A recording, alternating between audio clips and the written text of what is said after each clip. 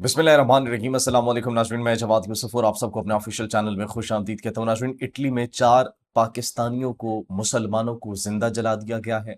Somalia के अंदर pirates के कब्जे में कुछ पाकिस्तानी हैं जो कि गंदा पानी पीने पर मजबूर है और एक दिन में एक वक्त की रोटी उनको मिलती है और वो भी थोड़े से उबले हुए चावल।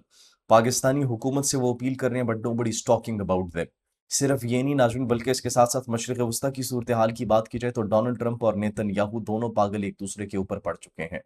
एक दूसरे को गालियां दी जा रही हैं, एक दूसरे को जलील किया जा रहा है, बदजबानी की जा रही है और पूरी दुनिया हंस रही है कि ये दो लीडर्स हैं। एक को तो लीडर क्या, एक को तो हम ऐसा मुजरिम करार देते हैं जिसकी इस दुनिया में कोई जगह नहीं है। क्योंकि जिस तरीके से जंगी जराइम का इर्तिकाब किया है, जिस तरीके से इंसानी जराइम का इर्तिकाब किया है, वो तो इंसान कहलाने के भी काबिल नहीं है। और दूसरा, एप्स्टियन फाइल्स का मुजरिम, नाजरीन, वो भी बावला हो चुका है। नेतन्याहू के साथ क्या गुफ्तगू हुई और किस तरीके से उनके साथ बदजबानी की गई और क्या क्या अल्फाज इस्तेमाल किए गए, एग्जैक्ट वो भी आपके साथ शेयर करेंगे। रात की तारीकी में ईरान ने बड़ा तबाहकुन रिस्पॉन्स दिया है। इराक के ऊपर जो खुफिया बेसिस थी अमेरिका और इसराइल की, उनको निशाना बनाने की इतलात मौसूल हो रही हैं। बहरीन के ऊपर और कतर के ऊपर भी अमरीकी अड्डों को निशाना बनाने की इतलात मौसूल हो रही है। फिफ्थ फ्लीट हेडक्वार्टर को निशाना बनाया गया। इसके साथ साथ एयरबेस को, हेलीकॉप्टर्स तक को निशाना बनाने की इतलात मौसूल हो रही है और ईरान ने ऐसा लग रहा है कि ईंट से ईंट बजा दी। This was just a trailer. ये सिर्फ और सिर्फ एक ट्रेलर था कि अगर जंग दोबारा शुरू होती है तो फिर उसके बाद अब कैसे रिस्पॉन्सेज हमारी जानिब से आएंगे, हमने दुनिया को बता दिया। जजीरे कशम ईरान के ऊपर भी हमला करने की कोशिश की गई, कितना नुकसान हुआ वो डिटेल्स भी आपके साथ जारी रखेंगे और आपके साथ शेयर करेंगे। नाजरीन, इसके साथ साथ जितनी भी डेवलपमेंट्स हो रही हैं वो भी आपके साथ शेयर करेंगे। सबसे पहले नाजरीन बात करते हैं जो ईरान की जानिब से रिस्पॉन्सेज दिए गए हैं अमरीका को। ईरानी पासदारान इनकलाब की जानिब से यह दावा किया गया है कि उन्होंने अमरीका की ईंट से ईंट बजा दी है।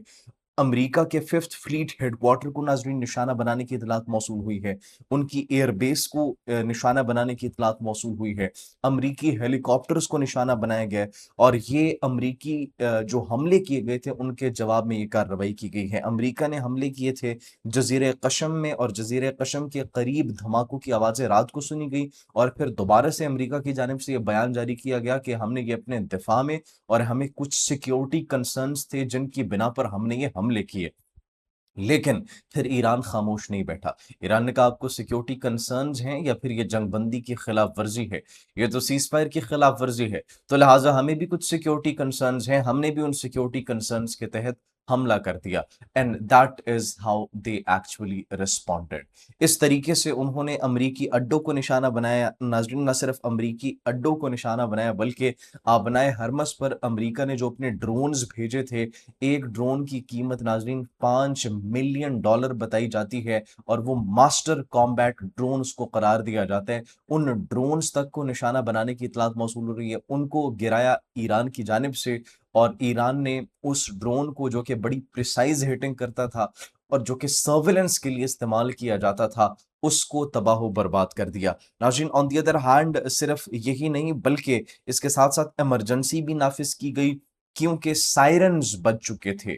जब ईरान ने जवाबी कार्रवाइयां की तो सनसनी खेज मनाजिर दिखाई दे रहे थे और ईरानी हमलों के बाद इराक में, बहरीन में, कतर में सायरन्स बजे और तमाम जो अमरीकी फौजी थे वो बंकर्स के अंदर छिपने पर मजबूर हो गए और वो अपने इलाकों को छोड़कर भाग गए। इसके अंदर हलाकतों की तादाद अभी तक कंफर्म नहीं हो सकी। ऑन दी अदर हैंड नाजरीन, जो जख्मी हैं उनकी इतलात भी मौसूल नहीं हो सकी और ना ही कंफर्म हो सकी है। लेकिन बड़ा नुकसान किया है ईरान ने, जिसके बाद अब अमेरिका का गुस्सा थोड़ा बहुत ठंडा हो गया, लेकिन गुस्सा भी बिला वजह का उनका गुस्सा है। ये छोटे छोटे हमले करके एक्चुअली ईरान को टेस्ट करने की कोशिश की जा रही है। अच्छा, ईरान ने जब अमेरिका की ईंट से ईंट बजाई तो डोनाल्ड ट्रंप ने वो गुस्सा नेतन्याहू पर उतार दिया। नेतन्याहू पर कैसे उतारा? जो लबनान के ऊपर हमले किए जा रहे थे, लबनान के ऊपर जो जारहियत की जा रही थी और जो जंगबंदी की खिलाफ वर्जी इसराइल वहां से कर रहा था, डोनाल्ड ट्रंप नेतन्याहू को कॉल करते हैं और पागल करार देते हैं। वो कहते हैं ये शख्स पागल है, तुम पागल हो, तुम्हारा दिमाग खराब है। That is actually what he said.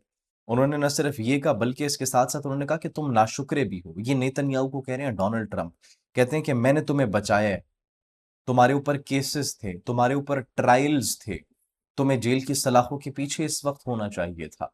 तुम तो वज़ीर-ए-आज़म तक नहीं रहते, तुम्हारी कुर्सी खतरे में थी, लेकिन मैंने तुम्हें बचाया। उन्होंने सिर्फ ये नहीं बल्कि इसके साथ-साथ ये भी कहा कि बैरूत पर हमले नहीं होने चाहिए थे और उन्होंने ये भी कहा कि अगर तुमने दोबारा हमला किया बैरूत पर या लबनान पर तो फिर हम भी पीछे हट जाएँगे। दोनों पागल एक दूसरे को पढ़ चुके हैं। जवाब में नेतन्याहू की जानिब से भी तलख़ कलामी की गई। ये रिपोर्ट्स मौसूल हो रही हैं और न सिर्फ तलख़ कलामी की गई नाज़रीन बल्कि इसके साथ-साथ अभी अगर देखा जाए तो एक जानिब अमेरिका है जो कि पूरी दुनिया में तनहा होता चला जा रहा है, on the other hand Israel है, वो भी तनहा होता चला जा रहा है और दोनों को एक-दूसरे की तन्हाई बर्दाश्त नहीं हो रही इसलिए अब एक-दूसरे को पड़ चुके हैं और दोनों एक-दूसरे से भी अलग हो रहे हैं। लेकिन ये डाउनफॉल का साइन है। ये एक ऐसे डाउनफॉल का साइन है, एक ऐसे वर्ल्ड ऑर्डर का साइन है, जो कि नया बनता हुआ दिखाई दे रहा है, जो कि हमें तब्दील होता हुआ दिखाई दे रहा है, जिसके अंदर अमेरिका और इज़राइल की हेजमनी हमें कम और फिर आहिस्ता-आहिस्ता ख़त्म होती हुई दिखाई दे रही है। इसके साथ-साथ नाज़रीन डोनाल्ड ट्रंप की जानिब से मज़ीद क्या कहा गया है नेतन्याहू को ज़रा ये भी सुनिएगा।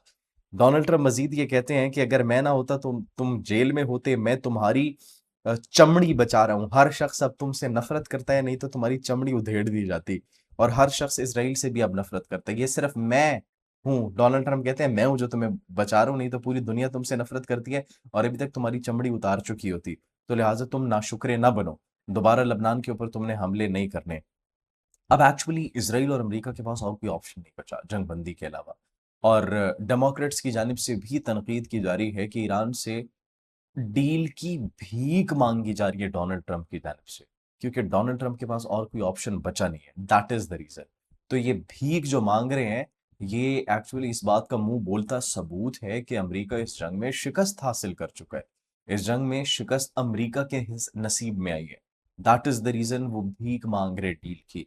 नाज़रीन कुछ इंपॉर्टेंट इंफॉर्मेशन है ईरानी supreme leader Ayatollah Mojtaba Khamenei के वालिद ईरानी सुप्रीम लीडर साबिक़ा आयतुल्ला अली ख़ामनाई शहीद उनके जनाज़े के हवाले से और नाज़रीन उनकी तदफ़ीन के हवाले से भी उनकी तदफ़ीन 3 बड़े शहरों ईरान में जो है क़ुम और मशहद में नमाज़ जनाज़ा के बाद जो है ये इमाम रज़ा के मज़ार में होगी और हुकाम की जानिब से तैयारियाँ शुरू कर दी गई हैं। 1.5 से 2 करोड़ लोग इस में शामिल हो सकते हैं, ये रिपोर्ट्स मौसूल हो रही हैं।